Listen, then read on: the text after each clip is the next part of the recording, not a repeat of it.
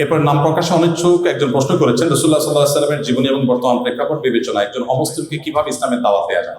একজন অন্য ধর্মাবলম্বীকে ইসলামের দাওয়াত দেওয়ার সবচেয়ে শর্টকাট ওয়ে এবং সবচেয়ে কার্যকর উপায় হলো আপনি নিজেকে আদর্শ মুসলমান হিসেবে উপস্থাপন করেন।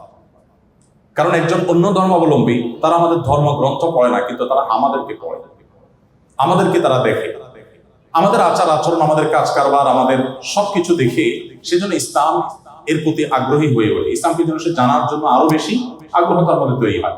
অতএব আমাদের আচার আচরণ, আমাদের নিজেদেরকে ভালো মুসলমান হিসেবে গড়ে তোলা হলো অন্য ধর্মাবলম্বীদেরকে ইসলাম হতে দাওয়াত দেওয়ার সবচেয়ে কার্যকর উপায়।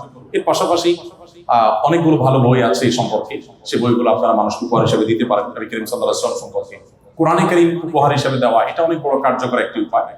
আমি জাপানের টোকিওতে এক বাংলাদেশি একটা অভিজ্ঞতার কথা জানলাম। তিনি আমাকে বললেন যে ভাই, আমার একটা কফি শপ আছে, আমি আমার সেই দোকানে একটা কোরআন রেখে দিয়েছি, চমৎকার, এত সুন্দর কোরআনের বাঁধাই তো একটু ব্যতিক্রম হয়। সৌদি থেকে যে ছাপাগুলো বিশেষ করে অন্য সাধারণ বইগুলো এত সুন্দর বাঁধাই হয় না। তো অনেক অমুসলিম জাপানিজরা যারা সাধারণত কোনো ধর্ম বিশ্বাসী নয়, তারা অনেকেই এসে জিজ্ঞাসা করে যে এটা কি।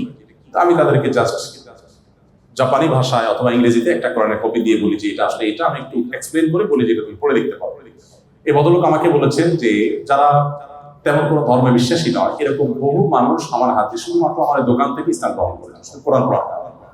কোরআন এবং নবী সাল্লাল্লাহু আলাইহি ওয়াসাল্লামের সিরাত গ্রন্থ, এই দুইটা জিনিস যদি কোনো মানুষ নির্মোহভাবে পড়ে, সে ইসলামের কাছে আত্মসমর্পণ করতে বাধ্য।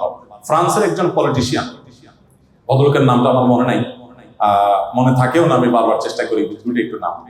আমি 2009-10 সময় আমার মনে আছে, আমি সোশ্যাল মিডিয়াতে ফেসবুকে তার ইসলাম বিদ্বেষী, মুসলিম বিদ্বেষী কর্মকাণ্ডের বিরুদ্ধে অনেক লেখালেখি আমি করেছি। গত কিছুদিন আগে এক ভদ্রলোক আমাকে ইউটিউবে একটা ভিডিও দেখালেন যে ওই ভদ্রলোক ইসলাম গ্রহণ করেছে। আমি খুব কৌতূহলী হয়ে তার ভিডিওটা শুনলাম ইংরেজিতে। তখন তিনি বললেন যে দেখুন, কেউ যদি ইসলামকে জানতে চায়, সে মুহাম্মদ সাল্লাল্লাহু আলাইহি ওয়াসাল্লামের জীবনী এটা যদি পড়ে, তাহলে ইসলামের কাছে সে মাথা নত। নির্মোহভাবে যদি তার পুরো জীবনীটা কেউ পড়ে, ইসলামের সামনে মাথা নত করা ছাড়া তার সামনে আর কোনো পথ খোলা নেই, যদি সে ভণ্ড না হয়ে থাকে। তো এই জন্য আমি আপনাদেরকে বলতে চাই, বিশেষ করে অন্য ধর্মাবলম্বীদেরকে নবী সাল্লাল্লাহু আলাইহি ওয়াসাল্লামের সিরাতের প্রতি আহ্বান করবে, আর তার চেয়ে বেশি আমরা ভালো মুসলমান হওয়ার চেষ্টা করব। এরপরে প্রশ্ন করেছেন রাজিবুল হাসান, আপনি লিখেছেন শিশু কিশোর ও যুবকদের জন্য তিনি পরিবেশ গড়ে তুলতে এলাকা ভিত্তিক কি পদক্ষেপ গ্রহণ করতে পারি আমরা? আমি সৌদি আরবে 10টি বছর কাটিয়েছি। সেখানে ইসলামিক অ্যাফেয়ার্স মন্ত্রণালয়ের অধীনে প্রবাসী বাংলাদেশিদের দিনই বিষয়গুলোতে দিক নির্দেশনা দেওয়া, তাদেরকে বিভিন্নভাবে হেল্প করা, এটা আমার দায়িত্ব ছিল।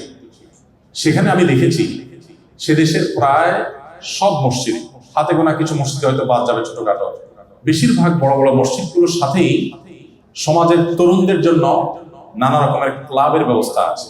এই ক্লাবে তরুণরা আছে, তারা এসে এখানে সুস্থ সংস্কৃতি চর্চা করে। তারা সেখান থেকে নানা রকমের স্পোর্টস কম্পিটিশন, সাংস্কৃতিক অনুষ্ঠান, এগুলো তারা করে। সমাজের তরুণদের যাওয়ার একটা জায়গা আছে, মসজিদই তাদেরকে সেই জায়গাটা করে দেয়, যার ফলে তারা বকে যায় না, নষ্ট হয়ে যায় না।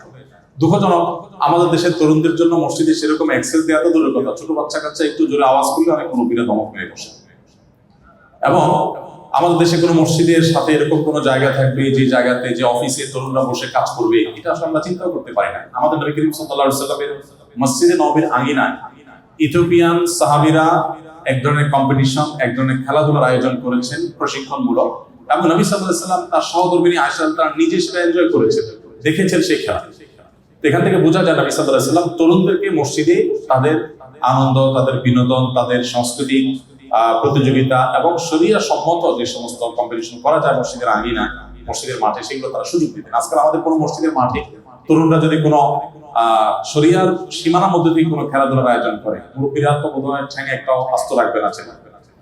তো এই জায়গাটাতে আমাদের তরুণদেরকে অ্যাক্সেস যদি না দেই, তাহলে কোনোভাবেই তাদেরকে আমরা অপসংস্কৃতির হাত থেকে রক্ষা করতে পারবো না। সেই জায়গাগুলোতে আমার মনে হয় বিশেষভাবে তাদের জন্য ফোকাস রাখা দরকার।